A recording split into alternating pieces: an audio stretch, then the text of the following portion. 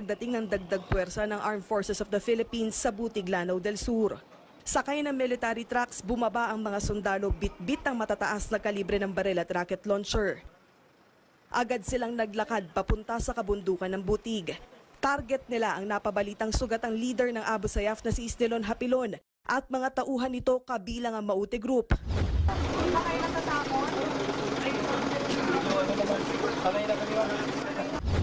Maya-maya, namataan ang attack helicopter na ito na nag-iikot.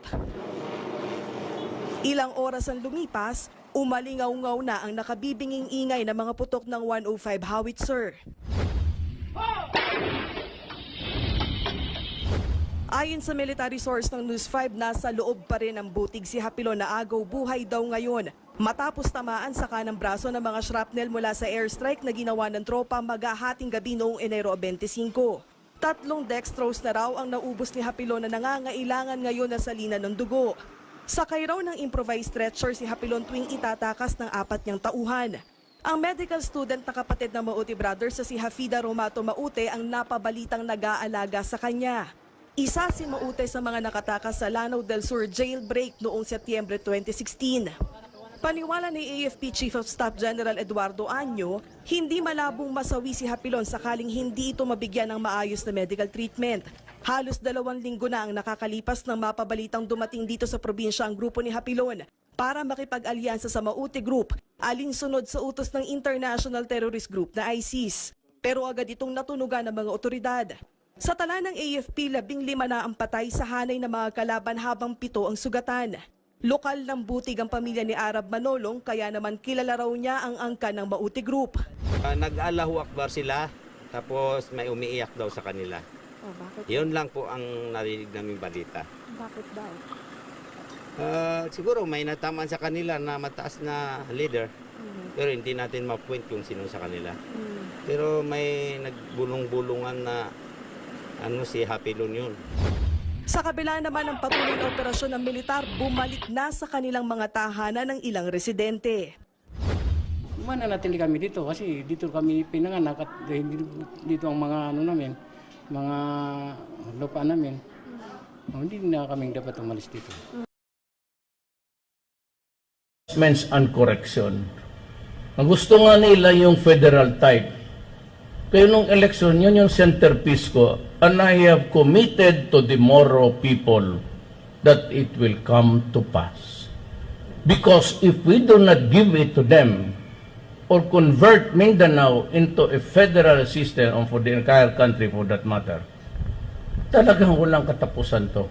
And will I pass on it to my children and my children who are also Moro and Christians alike. But ito ngayong development, I would like to congratulate the armed forces and General Anyo for hitting them hard. And we have to sustain it. And you have to sustain it. You have to fight all the year round. I would be asking you, pleading with you to make this sacrifice. Total, yun naman ang pinili natin na trabaho, especially you. And the imponderables of life, kung ano man mangyari, is God's decision. Hindi naman natin yan, including yung kamatayan. But we have to sustain it because we have to protect Mindanao. Pag nagkagulo itong Mindanao, the economy will suffer kasi nandito sa Mindanao ang ating bread basket. Nandito yung agrikultura, nandito yung mga saging, nandito. Wala sa Bisaya, sa Samar, maybe mining or no, but it could not sustain the food for the Philippines. Ang Luzon, gano'n, tinatamaan ng bagyo. So Mindanao, not only because it is food, but because nagsama-sama na tayong lahat dito, mga Moro, pati Christians. So I am pleading that I still want peace. I'm ready to talk.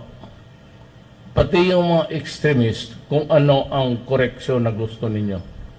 But kung yung ISIS contamination, I can no longer control it. It's out of my... So ang magawa ko is to talk to MILF, pati MN. Now I was shown the map where the encounters were. I am earnestly asking, nakikiusap po ako sa MN pati MI, na do not provide sanctuary itong mga terorista sa lugar ninyo. Kasi pagka ganon, then we will be forced to go after them within your territory. And that would mean trouble for all of us. Ayaw ko mangyari yan. But ako nakikiusap, huwag ninyong papasukin. Do not provide a refuge there. Kasi hinahanap ng gobyerno kami. Nanghanap kami sa kanila. Kasi may atraso sila. Marami silang pinatay na inosente, bombing at all. At ginugulgo. Look, ako, I'm ready to talk with you. Kagaya nung Mama Sapano, maybe ninulok na lang ng lahat because they went inside without the blessings of the MILF. I'm not saying that wala kayo doon. Government says that MI, nakitulong pati BI, pinagbabakbakan ninyo ang mga mga pulis, sundalo. Okay na lang yan kasi nagkamali ang gobyerno. There was a serious flaw. Nagkamali yung sa gobyerno noon at pinayagan ng ganon. So ang ginawa ninyo, halos pinatay ninyo yung 44.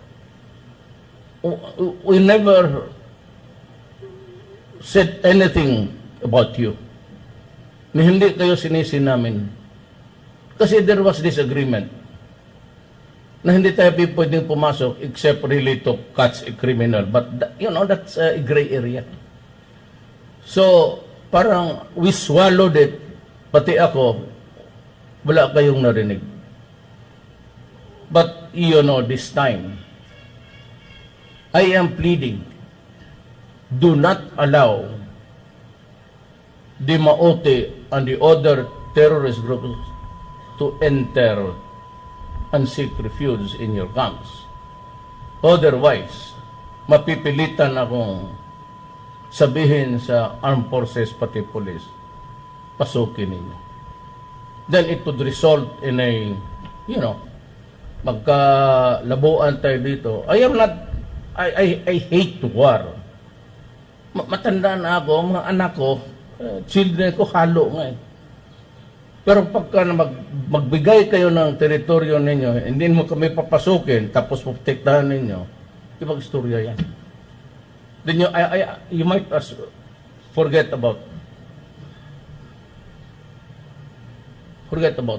history. Away na lang. Then I'll just pray to God that kukunti lang ang madisgrasya because gera to. But I will use the might of the Republic of the Philippines to impose our stand. The same manner, sabi ko sa mga komunista, gusto naman i-release ng 400. But gusto ninyo kaagad na may wala pang, sabi ko, bigyan ninyo ako ng dokumento na ceasefire. Ayaw ninyong ibigay, edi ayaw ko rin. Sabihin niyo kayo kung tabla, edi tabla. Sabi ko, I still maintain, I have given so much. Huwag niyo kung ipigain, kasi ang gobyerno hindi lang akin. I do not make decisions alone. In violent activities, I consult the people. So hindi ko pwedeng sabihan ko ng alam mo, pag pinilit niyo ako ng ganon, ang papatay sa akin, ito lang rin mga sundalo. So, you have to understand that even kayo may politburo, I do not decide on my own without consulting people in government. I have talked to the defense secretary, I have to talk to the commanders, I have to talk to the chief of staff. Is this acceptable to you? I am guided by the majority of the will of the in government. It's not my practice to decide things alone. tinitimpla ko yan eh. So kung makinig kayong mga kalaban sa gobyerno, gusto ko muna ceasefire lahat. Mag-usap tayo. Pero kung yung sinasabi ko na ikapote mo yung mga maute, tapos ito naman the communist side is demanding too much, it is not mine to give alone. It is a collective will of the people, particularly on the government side, sa military command. It's a chain of command. They are willing to do it, but it is a collective decision of the Chief of Staff, Defense, Armed Forces, Army, Navy, Air Force. And in the coming days, there will be select few to, sinabi ko na may programa ako, naghingi ako ng tulong sa inyo dito sa anti-drive. I have a plan. I am not prepared to discuss it publicly. Bahala na yung mga opisyal ninyo magsabi sa inyo. But I said, these are the things. I'm glad that I'm here with you. Awarded the wounded personnel medals to all. And I'm thinking seriously of also itong valor sa mga pulis. I feel that it was arbitrary and did not recognize the sacrifices of those who died. Trying to think of correcting just some mali na tingin ko. Or, if not mali, it is not fair. Hindi equal. Everybody here, from the general up to the president, and down to you, kayo na nun, we can have one line of it's equality. I am not special.